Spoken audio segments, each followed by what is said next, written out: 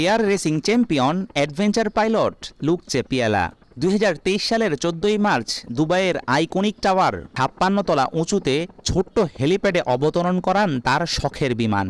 সবচেয়ে কম পরিমাণের রানওয়ে ব্যবহার করে হেলিপ্যাডে বিমান নামানোর সর্বপ্রথম রেকর্ড এখন তার দখলে। একটি STOL প্লেনের আদর্শ রানওয়ে হতে হয় 500 ফুটের বেশি।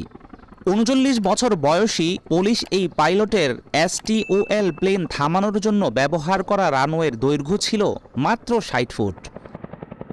3 বার চেষ্টার পর স্থানীয় সময় সকাল 6:58 কোনো ধরনের সংকেতের সাহায্য ছাড়াই অবতরণে সফল হন চেপিয়ালা। হেলিপ্যাডটি 600 ফুটের বেশি উচ্চতায় অবস্থিত। দেখলে মনে হবে বাতাসে ভেসে আছে কোনো খেলনার হেলিপ্যাড। এর আগে রোমাঞ্চকর অ্যাকশন চলচ্চিত্রের পাশাপাশি গলফ এবং ফর্মুলা 1 সহ বিভিন্ন ধরনের স্টান্ট পারফরম্যান্সের আয়োজন হয়েছে এই হেলিপ্যাডে। 2021 সালে শুরু হওয়া স্টান্টের দীর্ঘ প্রস্তুতির অংশ হিসাবে চেপিলা ইতিপূর্বে পোল্যান্ড, মার্কিন যুক্তরাষ্ট্র এবং দুবাইতে 650টি পরীক্ষামূলক প্লেন ল্যান্ডিং করিয়েছেন। এত ছোট জায়গায় ল্যান্ডিংয়ের জন্য প্লেনের ডিজাইনে আনতে হয়েছে আমূল পরিবর্তন।